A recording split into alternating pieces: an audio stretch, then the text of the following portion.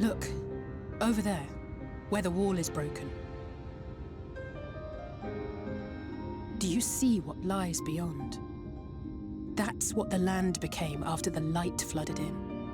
An empty, white nothingness. Life cannot exist in such conditions. The primordial light would wreak havoc on the body's etheric balance.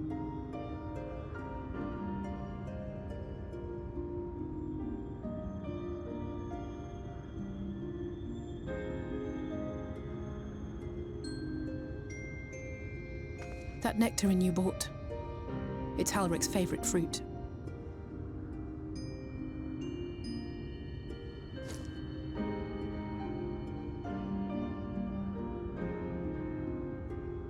Most of the patients, Halric included, survived the attacks of powerful eaters.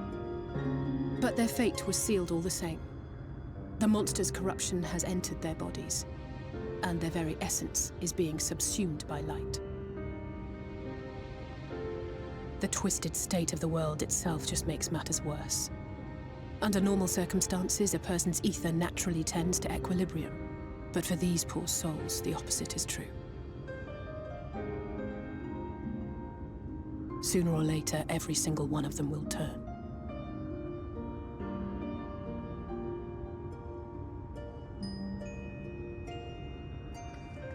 Tesleen and the patients, they all know this. They know what has to be done before the change goes too far, before the eater within takes over. The preferred method is mixing poison into their favorite food. In my time here, I've borne witness to a lot of last meals.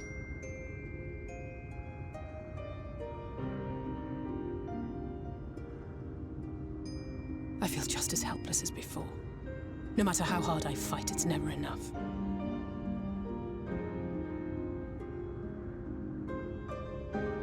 But it's a war I mean to wage, nonetheless. Speaking of wars, do you remember how I made you promise not to leave me and then promptly collapsed?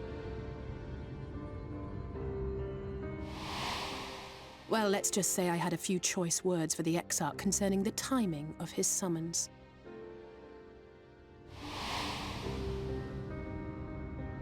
But even if the fault lay with someone else, I couldn't shake the feeling that I'd abandon you on the battlefield. So I swore that I'd make up for my absence there by making a difference here. And that's what keeps me moving forward, even when things seem hopeless.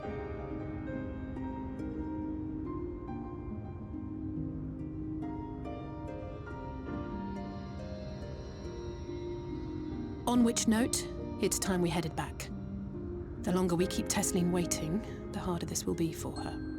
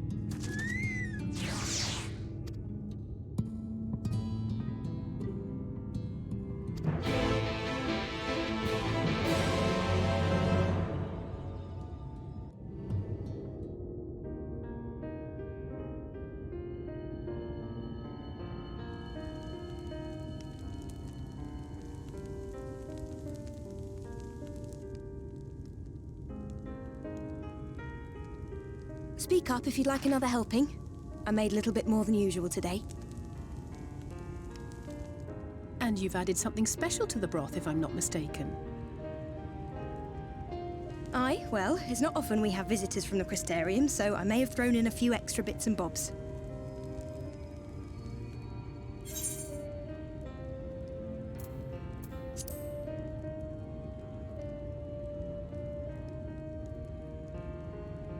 That's what I like to hear.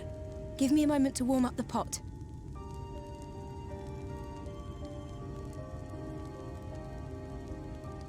In a place like this, you learn to take what moments of happiness you can get.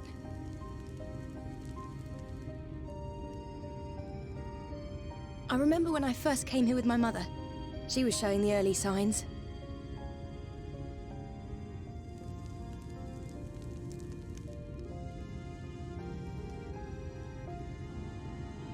I knew there was no way to save her, but I just couldn't face what needed to be done.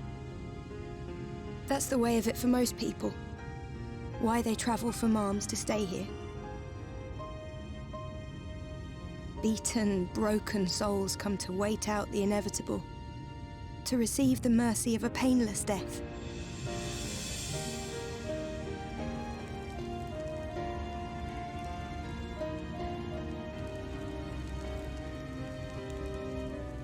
When my mother finally left this world, I was mad with grief, but also thankful that her passing was a peaceful one.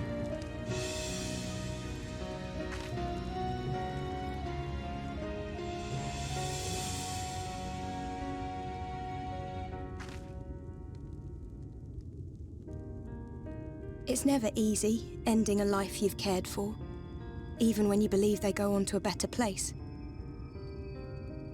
I often find myself wishing the Warrior of Darkness would come and do that part for me.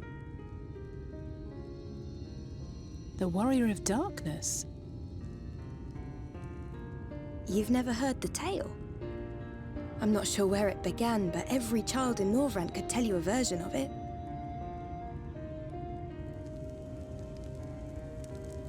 Warrior of Darkness, servant of death, take care of our souls at our dying breath. Let sinners and eaters of sin go with thee, that all may return to the sunless sea. Well, that's the version I was taught anyway. It's just an old bedtime story. He's certainly never deigned to visit us here. Which is a good thing, surely. He sounds rather ominous. Do you think so? I always liked the idea that he treated every soul the same, even the Sin Eaters.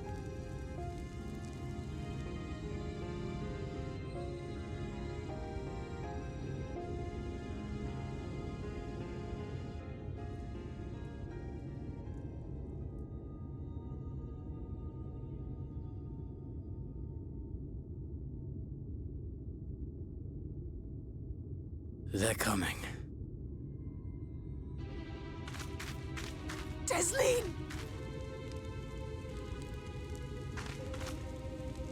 Have you seen Halric? I swear, I only took my eyes off him for a moment.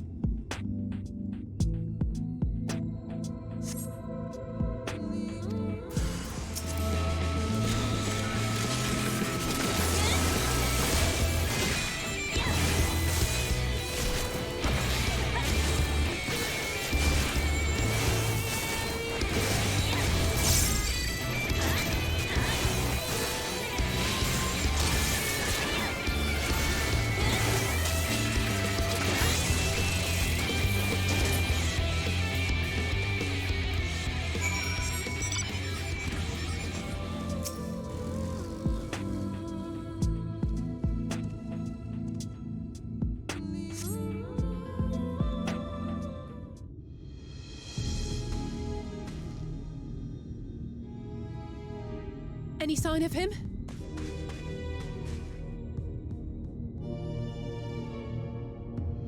No luck then. But he surely can't have gone far. We should keep looking. The Sin Eaters are out in force, and if we don't find him soon, you can be sure they will.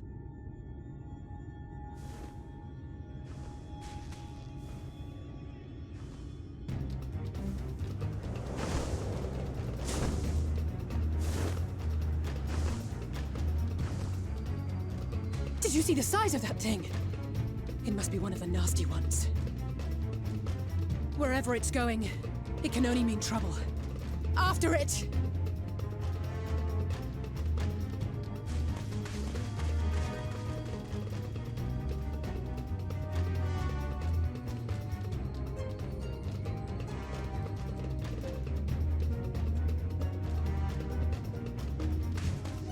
There it is!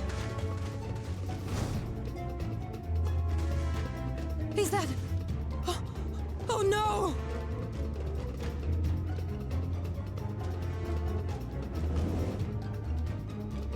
Ulrich!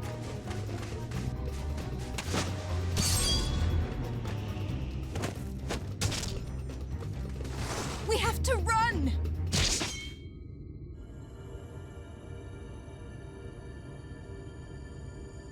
Tesleen! No!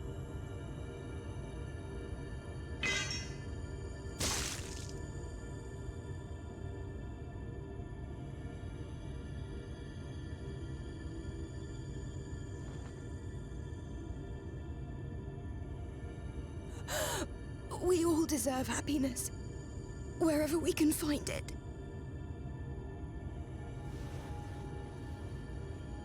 The time left to you is precious. No one should die in pain. Mother, I...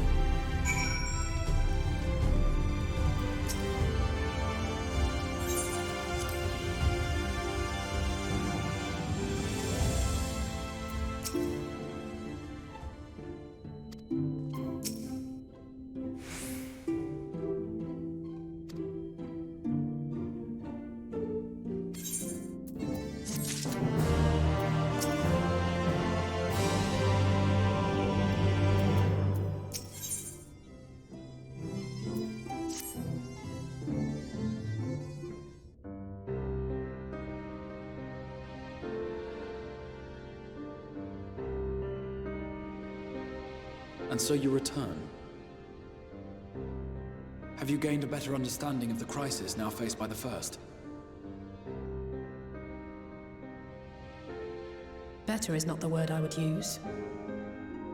Some lands may have been spared the flood, but the survivors live only to suffer. There seems no end to the horrors inflicted by the Sin Eaters. Indeed.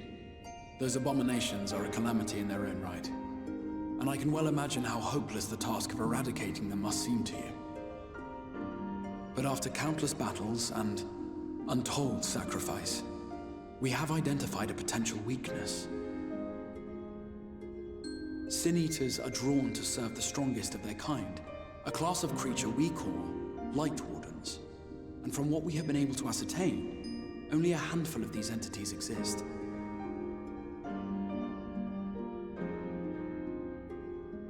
Just as an ant colony will perish in the absence of its queen, we believe that the death of a Light Warden will cause the lesser creatures within its sphere of influence to disperse. I have a feeling Yulmul might have something to say about any concerted action we take against these monsters. Vorthra's command over the Sin Eaters is integral to Yulmoran society. In seeming to guarantee his people's safety, it guarantees their obedience. He will not take kindly to us depriving him of such useful allies. Agreed. Thus we will need to occupy or otherwise divert his forces whilst we proceed with the business of eliminating the Wardens. Until we have done so, all other considerations must be set aside if we are to forestall the 8th Umbral Calamity.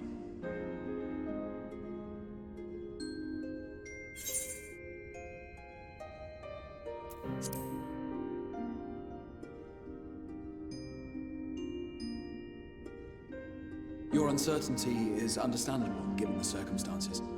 Perhaps a more detailed explanation is in order. To begin at the beginning, then.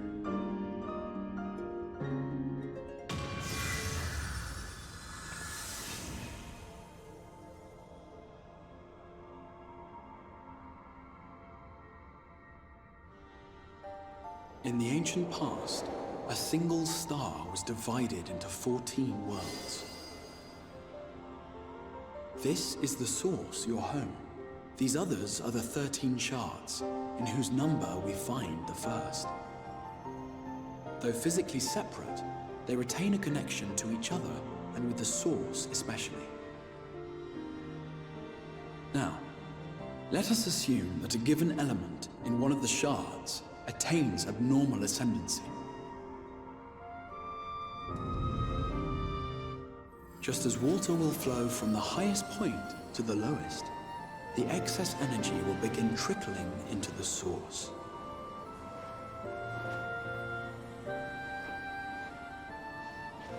And such an influx of ether will of course exert a palpable influence.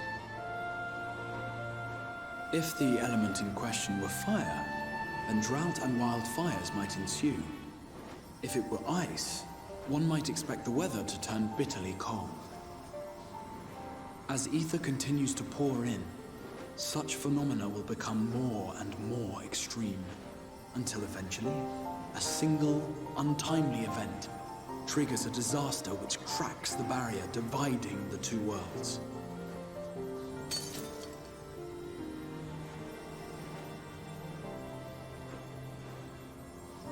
What was once a trickle now becomes a deluge, sweeping the shard along to be rejoined with the source. At the same time, the element which held sway in the shard is unleashed in full, its energies amplifying the original disaster to truly catastrophic proportions. An earthquake thus magnified might strike with enough force to shatter continents. A tidal wave might swell to a size capable of drowning entire nations. These devastating events are what we refer to as umbral calamities. 7 times has a calamity befallen the Source. 7 times has a shard been absorbed.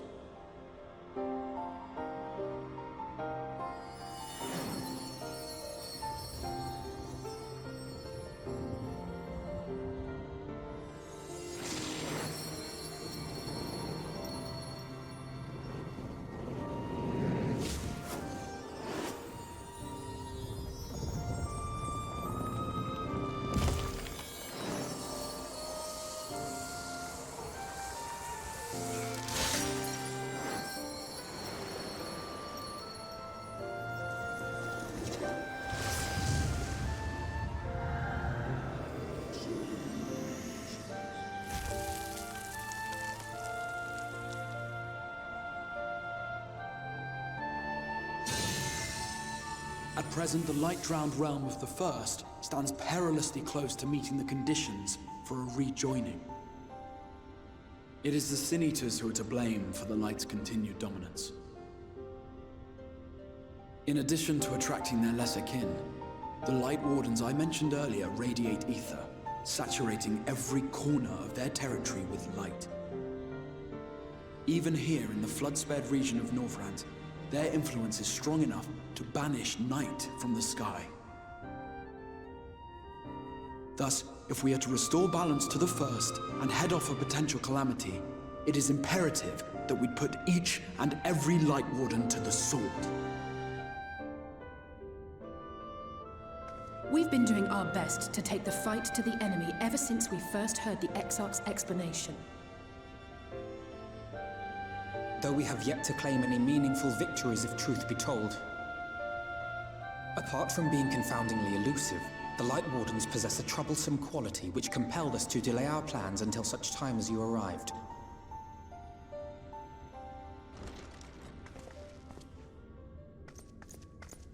Forgive the interruption, my lord, but Hallminster Switch is requesting reinforcements. They say the Sin Eaters are attacking in force, and the village could soon be overrun.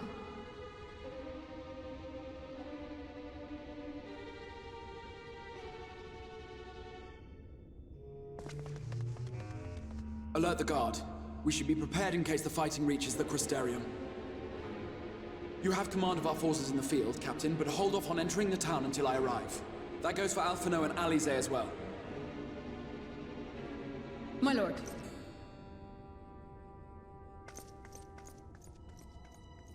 Pray, lend us your strength. Such a fight will provide you with far greater insight than any explanation I could offer.